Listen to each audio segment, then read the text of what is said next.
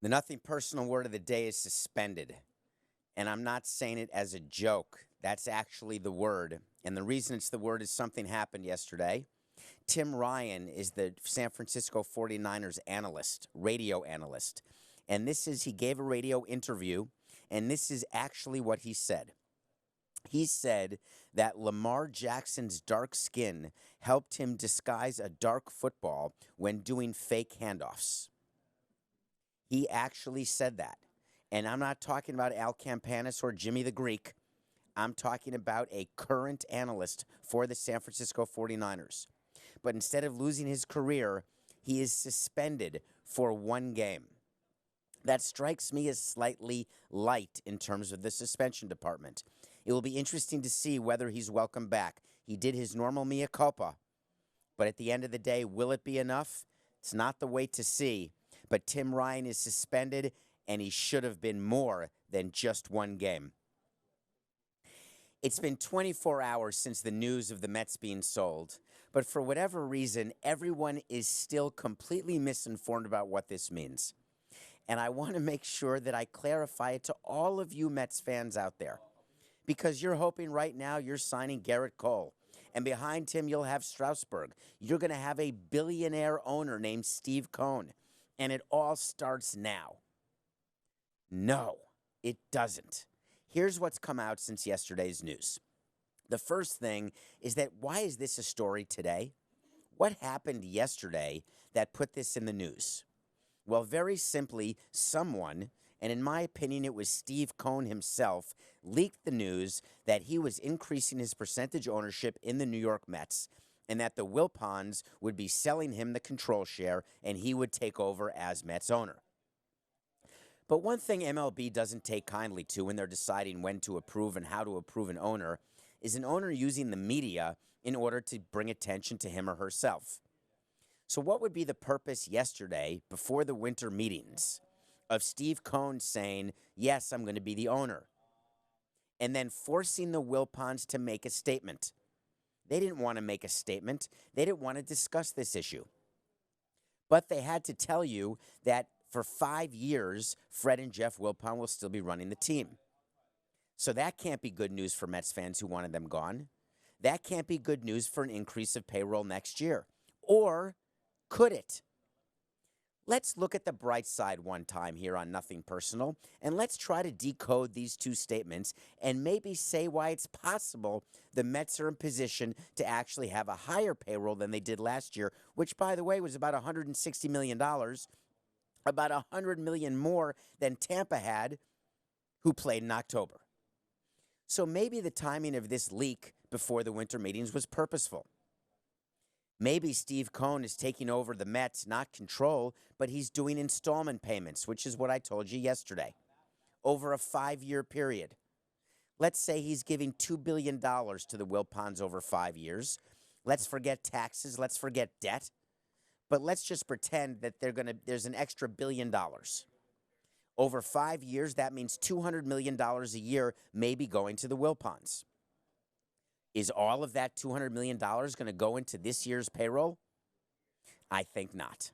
I think it's far more likely that the Wilpons are doing this to reduce their debt, and it's all part of an estate planning process.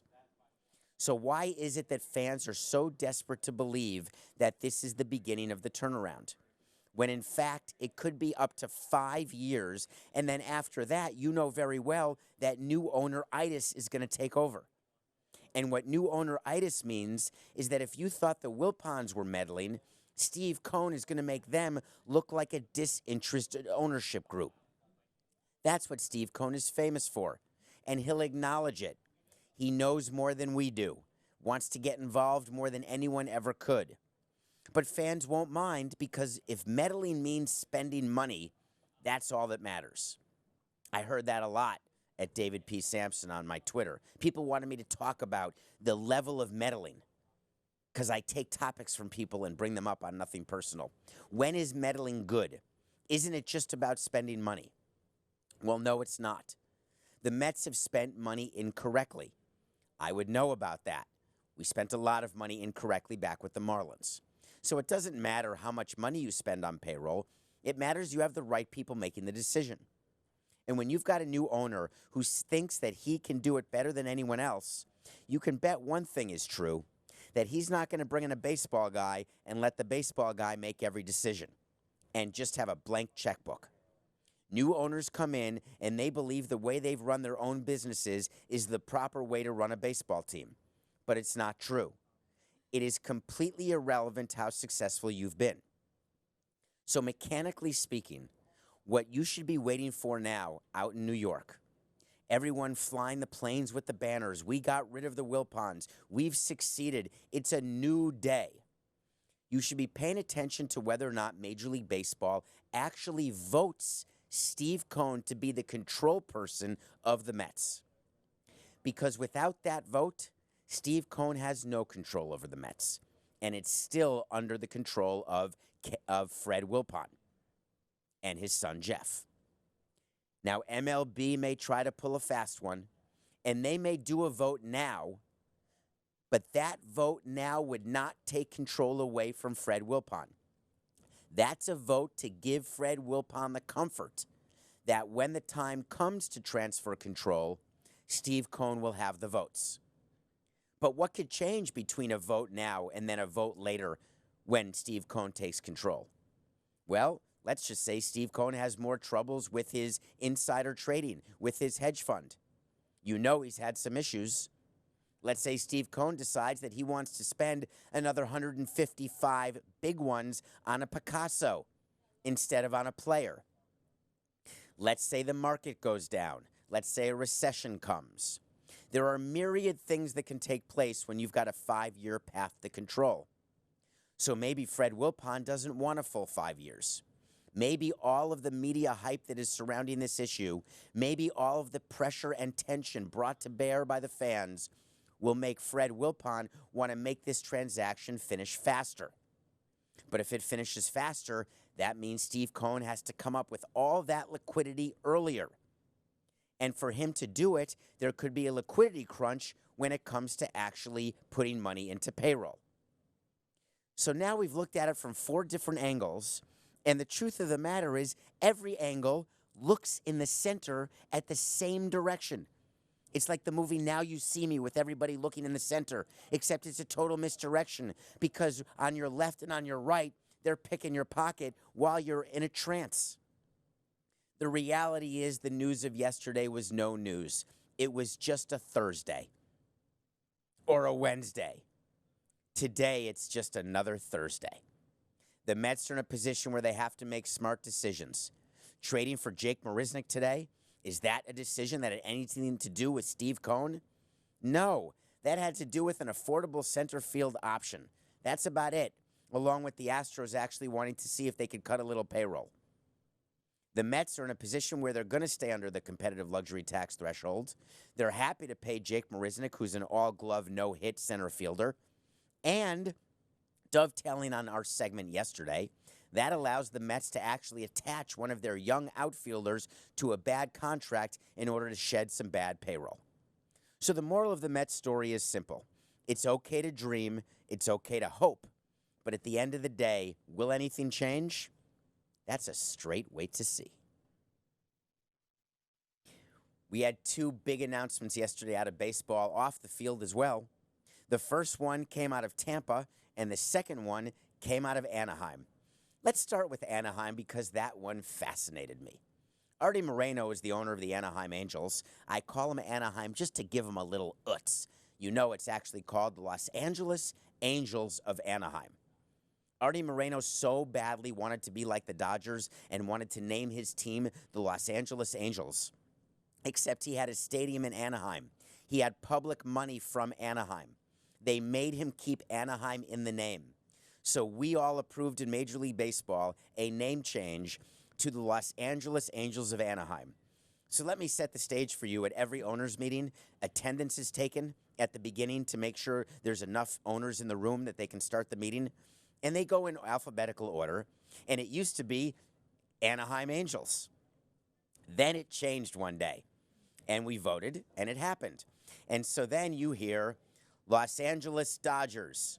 Here, Los Angeles Angels of Anaheim, actually saying the full name. But Artie Moreno wasn't satisfied with that. He wanted to see if he could work more with Anaheim because he was ready to get a new stadium. And I know a thing or two about getting new stadiums. It takes years and it takes a lot of effort. When I started trying to get a new ballpark in Miami, I was actually 6'2", 220. So it was about a 14-inch affair for me in order to secure a ballpark here. From Artie Moreno's standpoint, everyone thinks that he was successful yesterday with the big announcement that he had an agreement with the city of Anaheim to buy the land on which their current stadium sits. And in return for $325 million, he agreed that the team will stay in Anaheim, either in the old stadium renovated or in a newly built stadium until 2050. He would not agree to change the name back to the Anaheim Angels. But guess what you didn't read about? What you didn't read about is there was no stadium deal. This was a real estate transaction. What Artie Moreno was successfully able to do is buy the land under which the current stadium sits and the acres of parking around it. Does anyone remember Frank McCourt, the old owner of the Los Angeles Dodgers? He was known as the parking lot man. Why? Because he owned the parking lots around Los Angeles Dodgers Stadium, Chavez Ravine, and it made him a very wealthy man, even more so than the billion-dollar price that he got when selling the Dodgers, more than $1 billion. So Artie Moreno was doing this as a straight real estate play. He is developing that entire area where the current ballpark sits in Anaheim. You're going to see hotels, apartments, retail. Wait a minute. Does any of that sound like baseball? No. Does any of that sound like Garrett Cole? No. Do you know what it does sound like? It sounds like a revenue stream that is not subject to revenue sharing, which means when you're a team that brings in revenue through baseball, you have to share it with people like the Marlins. When you bring in revenue from things that have nothing to do with baseball, you get to keep it for yourself. Does that mean he's going to invest it in players? That's another wait to see. But what I do know is this. When you're thinking that you're going to have a brand new stadium in Anaheim, not so fast, Pedro. What you are going to have is an owner who has varied financial interests in making sure the area around, whether it's an old stadium or new, is generating a ton of activity, interest, and money. But then why isn't Stu Sternberg doing that in Tampa? Stu Sternberg is the owner of the Tampa Bay Rays. They used to be the Tampa Bay Devil Rays, but people didn't like the word devil in the name. So there was a vote, and it became the Tampa Bay Rays, which is fine because it's still Devil Rays. They still have a tank full of Devil Rays. They still play in the Thunderdome. If you've never heard that word, the Thunderdome, then you've never been to Tropicana Field. It's called the Thunderdome because it's a dome, and when it thunders, you're scared. You need to find Mark Wahlberg and play the Thunder song. That's how scared it is. That's a Ted movie reference, folks. But why hasn't Stu Sternberg ever come up with a new ballpark? Because he doesn't want to pay for it, and I don't blame him. Right now, there is no guarantee that there will ever be a new stadium in Tampa or in St. Petersburg, where they currently reside. So what does Stu do? He says he's going to move the team to Montreal, but not full-time, only half-time. That was a big announcement last year. It got a ton of media attention. As a matter of fact, the former owners of the Expos when I was there, a man named Stephen Bronfman, who's trying to bring the Expos back. And I told him at the time, it's way more expensive to bring a team back than to pay up to keep a team there. You tell government officials that when you're trying to get money from them. Because at the end of the day, they want a team. So Stephen Bronfman's trying to get a team back in Montreal. He actually went to the World Series, you may recall. It got a lot of attention. That was all purposeful. Another misdirection. There was never a chance, and if you watch CBS Sports HQ, you've heard me talk about it. There was never a chance that Tampa was going to split a season between Tampa in a new ballpark and Montreal in a new ballpark. But in case you don't believe me, which is fine, you'll learn to, the mayor stood up in St. Petersburg and said there will be no splitting of a team until at least 2028. Why does that year mean something? because 2027 is the final year of the Tampa Bay Rays lease where they currently play. And there is zero motivation for Stu Sternberg to take any action until that lease is over. Because why would he pay a penalty to break the lease? Why would he pay the penalty to break the lease and then put money into a ballpark in a market where he's not sure, I'm not sure, nobody's sure can ever sustain baseball? Is he trying to move the team? Maybe to where he's from in the Northeast. He's going to have to fight with Steve Cohen, the soon-to-be owner of the Mets, and the Steinbrenner family, and John Henry, the owner of the Red Sox, if he wants to move anywhere in the New Jersey Northeastern corridor, which, by the way, could easily have a third team. But the question is, how do you incentivize an owner to actually build a ballpark and contribute his money into it? Well, you have to do a deal like we did in Miami, where the owner puts in about 33%, the public puts in about 66%, and you promise the owner that you will get that money back when the value of your team goes up by more than the amount you put in. It's always an investment. It's not to guarantee more people come. It's to guarantee that more money comes. The Tampa Bay Rays have been the most successful team off the field in terms of wins per dollar. One of my favorite stats. Isn't it always good to have more wins per dollar? Well, from a fan standpoint, they don't care how many dollars it takes to get a win, and they only care if the number of wins gets them all the way to October. So what I'm here interested to tell you is Tampa, the way they're doing it, it works perfectly. And the announcement by the mayor saying that there will not be a team split between Montreal, Tampa, St. Petersburg is completely irrelevant because it was never going to happen. What you should look for is in 2028, a new owner of the Rays and a new stadium outside of Tampa. So you want to talk to Samson? People do, and I appreciate that.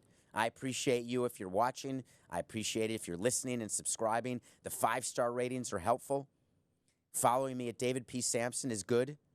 And if you want, you can DM me with a topic. I can't respond to all because we're getting quite a few, but I try. But I get some interesting ones that I think you'll want to listen to and you'll want to watch and hear. And the one came yesterday about streaming.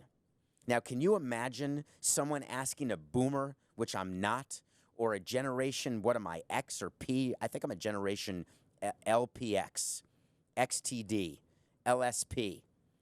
Well, streaming is exactly how you are watching CBS Sports HQ. Streaming is exactly how you are watching Disney Plus or ESPN Plus or CBS All Access. Streaming is exactly what all of the people under 40 do instead of having cable. Have you heard the expression cord cutting? That literally means cutting your cable cord, but still getting the content you want. This is a huge issue in baseball. Why is that? Because until this year, Major League Baseball owned the streaming rights to every single team's local broadcast. What that means is when I was negotiating a deal with Fox Sports Florida, or with anybody who would do a deal with the Marlins to show the games, those deals would not include the local rights to stream, which means if you were going to watch, you had to watch through a cable provider. But all of a sudden, the networks who were bidding for rights did not want to pay as much as they were without those local streaming rights, because streaming is where the money is. It used to be an equation, one of the things that I would hear all the time. Hey, if you don't win games, you're not going to have good TV ratings, and you won't get a lot of money for your local TV rights. That is completely incorrect. Did you know that the size of the local TV contract has nothing to do with how many games you win, or how many people watch, or how many advertisers there are and what their rate is? Nothing to do with it at all. The amount of money paid for teams for their local TV rights is based on the number of subscribers who pay a monthly amount to the provider who is paying the rights fee back to the team. Let me say it again in half the words, but twice the meaning. It doesn't matter if your team loses $100. It doesn't matter if you don't buy Tide when they advertise. What matters is that you are somehow paying the channel who's showing the games, whether it's through a monthly subscription or a la carte, literally game by game on demand. But if teams couldn't sell that right, then the amount of money they'd receive would go down. So this past year, MLB made a landmark decision that ended up on page 3 but should have been page 1. Teams again had the right to sell their own streaming rights. So what happened? The New York Yankees stood up and said, hello, I'm first. And I'm going to negotiate with Amazon, and I'm going to sell the streaming rights to New York Yankees games so people can watch it on Amazon Prime Video. And they are being paid a fortune. Why are they allowed to do it? Because A, MLB changed the rules, and B, they own their network. Their games are shown on a network called the Yes Network. So they have the ability to negotiate exactly what Yes Network gets and exactly what the team gets. That sounds strange, and it is. You've got teams who are self-dealing. Teams who own their own networks self-deal all the time, and it is a cause of great consternation to the rest of us who have teams who don't own their own networks, who depend on rights fees in order to be competitive. But the Yankees can stand up and say, hey, Yes Network only pays us $30 million a year for our games, but Amazon pays us $80 million a year for our streaming rights. Or they can do it the other way. They can divide it however they want because they own both sides of the transaction. It's brilliant and good work if you can get it. Now, what does it mean to you that teams are selling their streaming rights? What it means is you are about to become a la carte. That means you don't have to pay for channels you don't want. That's the future. If you want to watch Marlins games, you're going to have to pay to watch Marlins games. But if you don't want to watch Marlins games, why would you pay for that? Have you ever looked at your cable bill? If you have it, have you ever looked at the bundled package that you pay for? They do it in tiers. It's called tiered pricing. Do you ever get frustrated when you don't watch channels that you pay for? Wouldn't it be amazing to just spend money on channels that you actually watch? Well, that's exactly what's going to happen because as consumers, we've spoken and we've said we're done. We will no longer pay for teams that we don't watch and we don't care about. And Major League Baseball used to fight that because the concern was, what if everybody in Florida doesn't want to pay to watch Marlins games? They'd rather just pay to watch Yankee games because they're New Yorkers who moved south. And I don't mean Trump. I mean people who come for the summer, the winter, for tax reasons. Whatever it is, they've come, but they bring their Yankee affiliation with them. Well, from my standpoint as a Marlins president, I was vehemently against that because it would cut into our revenue. As the host of Nothing Personal, bring it on. So content is what we're talking about. Content is key. The thing about content is that everybody's looking for it, and there's not enough of it. So we're in the content providing business. That's what this is, what you're watching and listening to. I'm trying to provide content that breaks through the noise, that gives you something interesting that you want to hear about. Well, other channels are looking for shows as well. And it turns out we have found an area of creating content that already existed, but now we're going to bring it to you. Do you know you can now watch high school basketball on your sports network channel provider, both on the actual cable network and streaming? Why is that? Is it only because Zaire Wade and Bronny James are in high school basketball on the same team? Now, Bronny James, it's LeBron James Jr. Zaire Wade is Dwayne Wade's son. These are top prospects in high school who potentially could go straight to the pros once the NBA changes the rules and doesn't require a one and done with Duke, but they allow a Spencer Haywood or a Kobe Bryant going right to NBA, right to the pros. But isn't it fascinating that we have such a craving that we want to watch high schoolers play basketball on our channel? Are we doing that? Are we exploiting them? That's my question for you to think about now. Is it right in the name of content to have cameras and interviews and to make these 17, 16, 17, and 18-year-olds grow up to the point where they become part of social media? They become part of our consciousness on screen. We associate a name with a vision and a picture. What you're probably saying is they're the children of celebrities. They're used to the spotlight.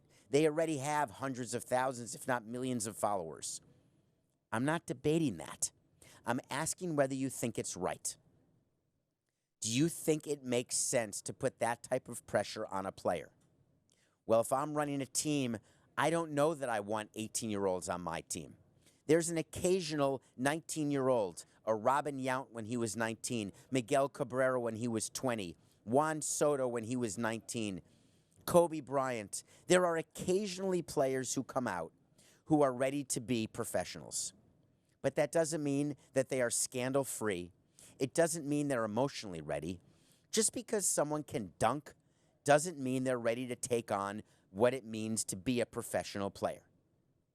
I don't like the idea of this type of pressure on high schoolers because it leads to bad things. Here's why. The number of high school basketball players who will have successful NBA careers is de minimis. But the pressure we're going to put on them to make them believe they can do it because they're now going to be social media and TV stars is de maximis. And when you've got a de maximis hit a de minimis, you've got a real problem. So be careful what we wish for in the land of we need more content, because we're going to get some content that at the end of the day may simply be another example of exploitation.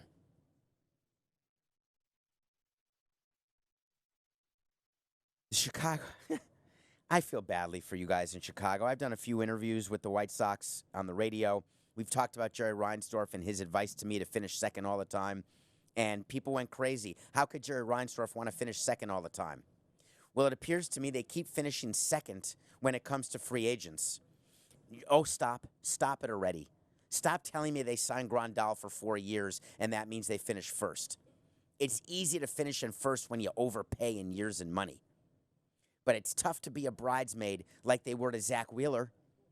Rumors are that they offered not 118, but maybe as high as 120 in those 5 years. Did they do that knowing Wheeler didn't want to play for the White Sox? Did they do it knowing that Wheeler had already agreed to play for who he believes was a contender? Well, here's the question I have. When you're the Chicago White Sox organization, is it better to be so out in the open about what you're doing? To be so open about your desire to compete, your desire to sign free agents, your desire to be in on everyone? Does that help you actually sign players? No. But it does unrealistically raise expectations for your fan base. And I think we all know what happens when you have unrealistically high expectations. It leads to failure. And it leads to fans being upset that you haven't met your expectations. Now, the White Sox did win a World Series in 2005, but at the end of the day, they have not been successful for, I would say, over a decade. And I know what it means to be unsuccessful for over a decade, and it hurts. And you want to make it better. And you want to make people believe that you're doing things, that you're in it for the big free agents. You don't want to be stealth. You want to be loud. Except being stealth is the smarter way. But it's so hard to be smart when you're getting pressured all the time. When you're reading comments and blogs and Instagram posts and Twitter posts and Facebook, and you go to owners' meetings and you're embarrassed because you see the number of followers that your team has versus another team, the number of victories you've had over the last decade versus other teams, the number of playoff appearances. The fact of the matter is they have not been in the playoffs since 2008. The Marlins haven't been in the playoffs since 2003. The Mariners since before that. It's embarrassing when you're with your peers, when you go out to the movies, when you go to community events. Everyone reminds you, yeah, I had a child who's now in college, and we never saw a playoff game. For White Sox fans, think about it. In 11 years, that means children were 7 years old when the White Sox were in the playoffs, and now they're off to college. So they made a decision. They're going to go loud and proud instead of stealth and smart. And what loud and proud leads to is a bunch of second and third place decisions. I love all the sports news we do, but I also love the fact that I get to watch a movie or a show every single day and then tell you about it. Yesterday's movie was difficult. It's on Amazon, and it's called The Report with Adam Driver. Yes, that's Adam Driver, who's also going to be and is in Marriage Story. That's Adam Driver, who is in Black KK Klansman. This is not an overnight sensation. This is a gentleman who has built his career and built it brick upon brick. He's not a traditional Tom Cruise looker, right? As a matter of fact, there are people who have actually told me, I won't mention any names, Coca, who have actually told me they can't even watch him in movies. But here's what you can watch: a good movie. The Report is about what the CIA did when they covered up the fact that they were torturing prisoners of war when they were trying, back in the day, this is back around the Gulf War, when they would actually take in, let's just say, people suspected of terrorism, and they would do things to the terrorists that in the States we would say are completely illegal. And if it ever happened to a United States prisoner of war, we would have a major problem with it, like we may want to invade that country. But what the CIA was doing under cover of night is they were waterboarding people, and that was some of the best things they were doing, trying to get them to acknowledge when the next domestic terrorist attack would be. This is a true movie about the report that was done by Daniel Jones. Adam Driver plays Daniel Jones, not the quarterback for the Giants, a guy who actually worked in the White House and then worked in the Senate. He worked in a committee under Dianne Feinstein, who was played by Annette Bening. Not the Annette Bening from Bugsy, the Annette Bening from today. Still married to Warren Beatty, might I add. But Annette Bening plays Senator Dianne Feinstein. I think I may have said Linda, but that's Linda Fairstein, the DA. Dianne Feinstein is the senator, of course. And she did and had Daniel Jones, played by Adam Driver, do an entire, basically a 5-year investigation into what was going on. And he discovered it, wrote a report, and when it was finally released, it put the R in redacted. The whole report, all of the interesting findings were all redacted. There was a huge negotiation between the Senate and the federal government, the White House, over what would be redacted and what wouldn't. And at the end of the day, there were so many redactions that the paper, it literally, right in your picture. Look at that. How exactly from that piece of paper can we learn anything? It's insane. What's everyone hiding from? Is it national security, what we used to do to people? If we're going to do it to people, why not tell everyone that's what we're doing? If you're going to get caught by the United States, you're going to get terrorized. You're going to get waterboarded. You're going to get tortured. Or are we hiding it, so that's why we redact it? Well, the movie makes you think. So please watch the movie. Enjoy the performance. No nominations forthcoming. I think Adam Driver could be in line for a nomination for Marriage Story, but that's going to be a different time when we review that. But this is an important film to watch. It flows well. Jon Hamm is in it as well for Mad Men, Jon Hamm, also from Baby Driver. So it's very well cast, very well directed. You may think it's a little dry, but it pays off at the end. The Report.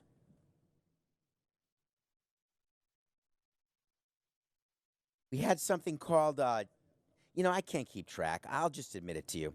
Friday, I think, was called, last Friday, they call it Black Friday.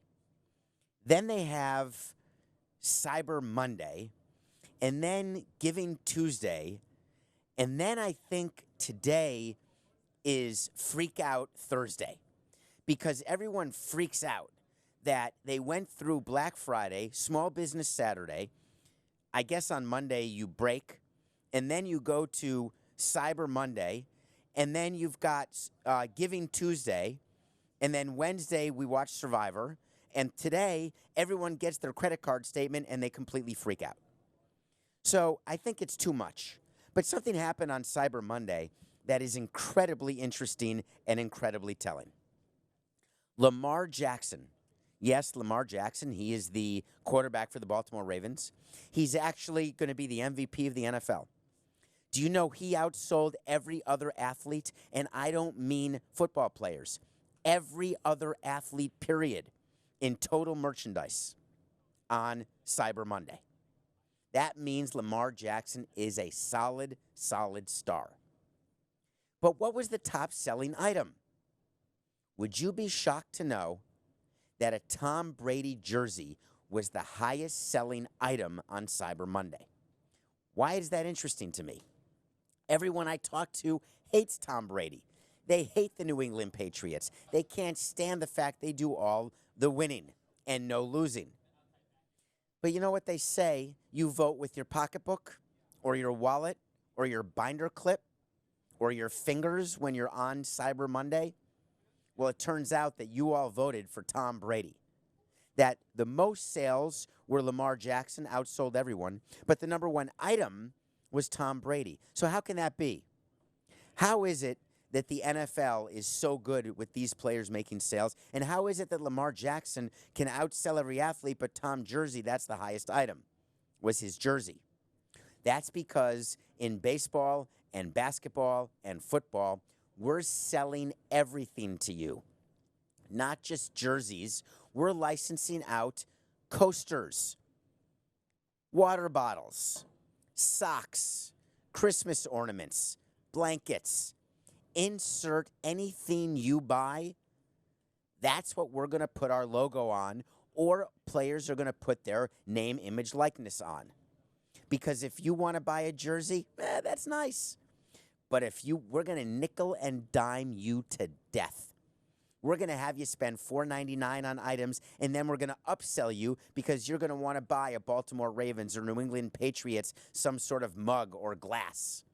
And we're not going to stop there. We're going to do an entire wine opening set. We're not going to stop there. We're going to do a toiletry kit. Nah, we're not stopping there. We're going to have you buy clothing that you'll never wear. And then we're going to change the logo and make you buy it again.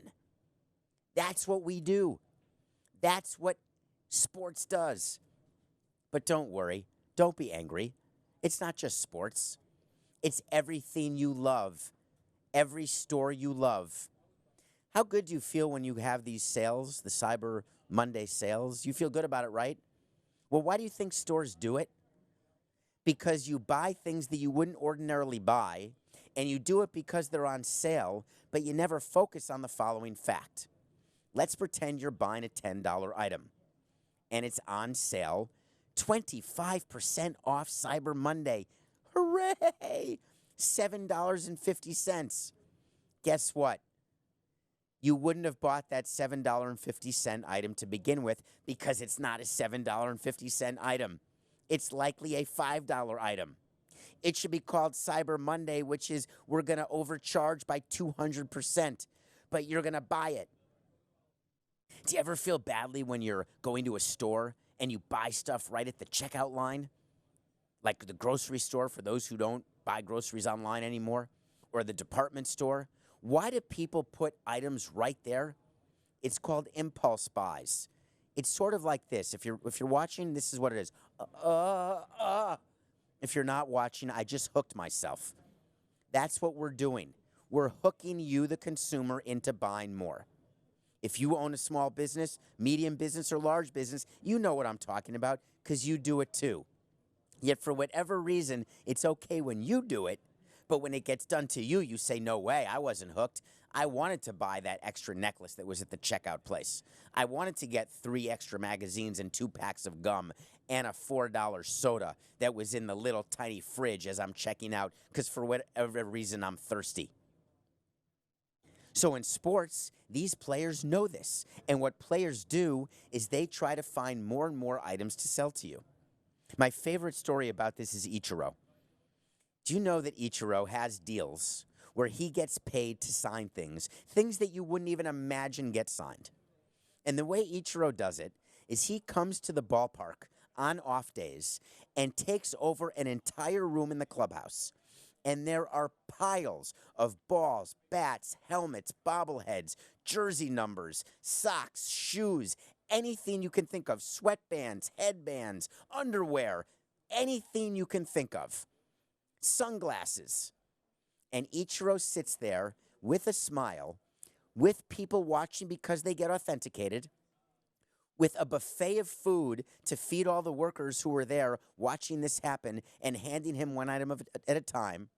He has a lineup of pens, signs, signs, signs, nothing but signing. I don't blame Ichiro. I love you, Ichiro. I love you, Philip Morris. I really do.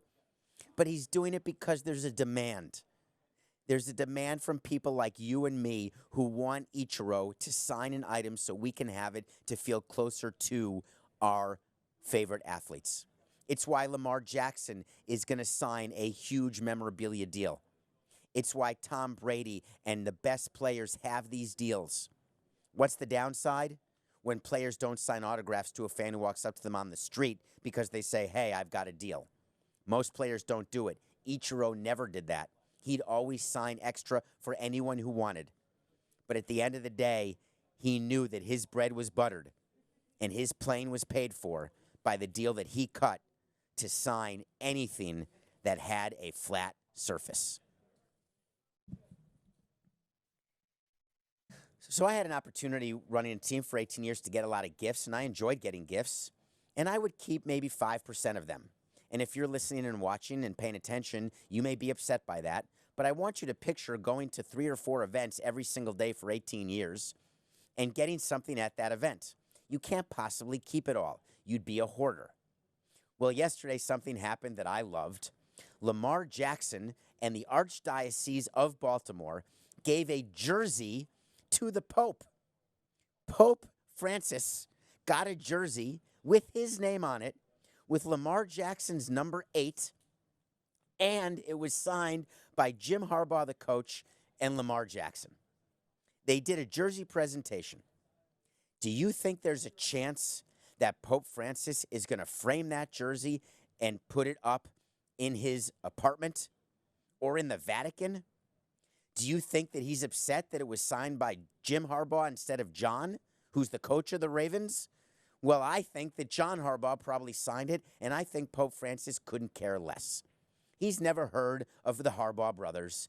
He's never heard of Lamar Jackson because he's got other things to deal with, like scandals and religion. So what he did with that jersey that he got from the Archdiocese, this is a free wait to see. It didn't make it back to the Vatican. It didn't make it out of the room. He gave it right back to the Archdiocese, who are going to frame it and display it as a jersey that was touched by Pope Francis. And that's a very, very common thing. The Pope gets gifts left, right, and center. He doesn't have wall space in the tiny place that he lives or in the large place that he works. So I'm giving you a wait to see that it doesn't make it out of Baltimore. And I'm already taking credit that it's a yes, because that to me is a full-fledged guarantee. These pick of the days, folks, I hope you're paying attention. Even if you don't gamble, you should start because it's getting legal. No need to read a Supreme Court decision. There's a way to legally bet in certain states. Last night was a give me. We had the Celtics beating the Heat, an absolute give me. Remember, the Heat were coming through customs in Toronto? Total letdown, second game of a back-to-back. Well, tonight we've got Thursday night football. You have to bet the game because you're going to watch it. You're watching the Chicago Bears and the Dallas Cowboys. And you're thinking to yourself, slam dunk, Cowboys. No chance, folks. The slam dunk is actually taking the Bears and the points. The level of distraction that surrounds the Dallas Cowboys right now, it's off the charts. Jerry Jones has put his team in a position where they cannot get out of their own way. They're scared every play. Jason Garrett holds the clipboard so tightly that his knuckles are white. Prescott is so worried about his long-term contract, can't throw a spiral straight. Elliott is so concerned about how he's going to look when his helmet's off that he doesn't realize you got to gain yards and get some wins in order to actually become famous and rich. So from my perspective, when I see Cowboys -3, I don't care that the Bears have a problem and that Matt Nagy's given me more material than anyone but Jerry Jones since I started this show. I'm definitely taking the Bears, and that's just business. It's nothing personal.